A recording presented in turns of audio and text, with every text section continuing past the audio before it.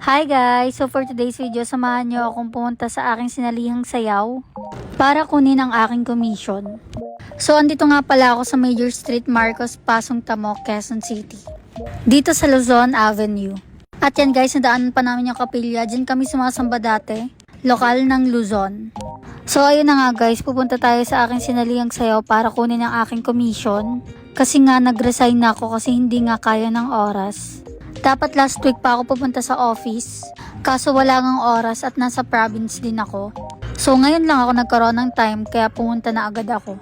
Nagpasama na nga din pala ako kay Janelle kasi wala naman daw siyang gagawin at saka malapit lang naman.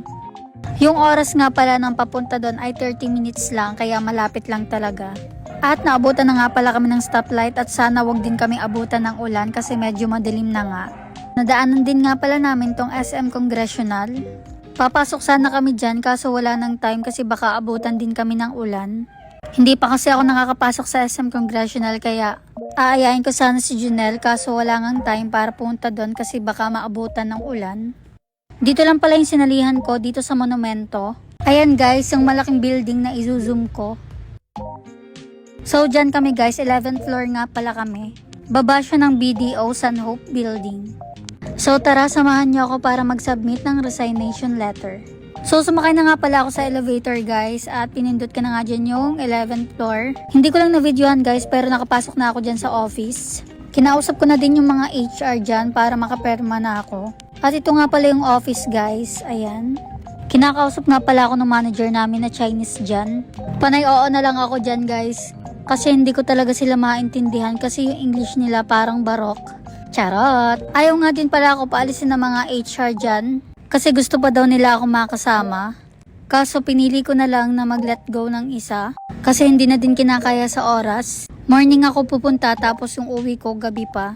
Tapos may mga kailangan pa akong gawin. Kaya napagdesisyonan ko na mag-let go ng isa. Para din sa aking mental health. Kinakausap nga din pala ako ng Chinese na manager namin dyan kasi ayaw pang permahan yung aking resignation letter. Kasi gustong gusto pa daw nila ako makasama. Sobrang bait nga pala ng Chinese na manager namin dyan guys. Kaso hindi ko siya nakasama sa video kasi nahihiya nga ako. Nakikipagbato-batopic pa siya sa akin nung una. Kasi pag natalo niya daw ako, papasok pa rin daw ako sa aking sayaw.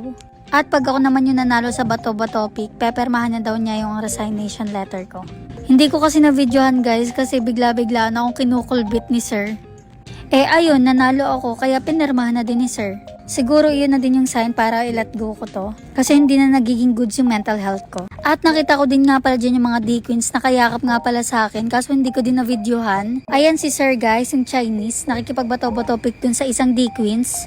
Tapos na nga pala ako permahan lahat. Kaya pumasok ako sa studio para magpaalam sa mga D-Queens. At pati na rin kay sir at sa mga HR. So bababa na tayo guys. Ito nga pala yung view sa taas. Ayan, nasa 11th floor kasi kami. So tara na, baba na tayo kasi nag-iintay na si Janelle sa baba. Let's go!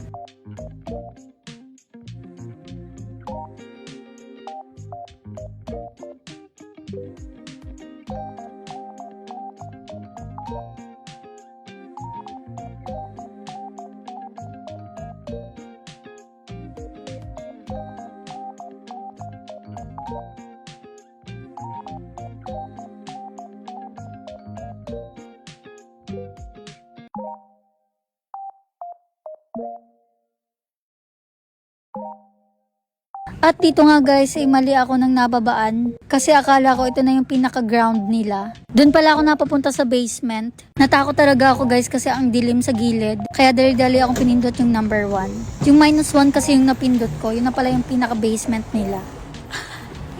Guys, ano pala yung napindot ko. Nangyayari kasi ako kay sir yung Chinese kaya hindi na ako papaalam.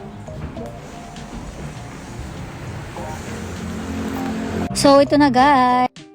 Nakipagkamayan siya sa akin guys. At ginudlak niya ako sa aking journey na tatahakin. At ayun na nga, nakita ko na ang aking journey. Mukhang mahirap at mahabang journey to guys oh. Tignan nyo naman yung journey ko. Oh, may tsura din, ika. So ayun lang guys, uuwi na kami. Thank you for watching.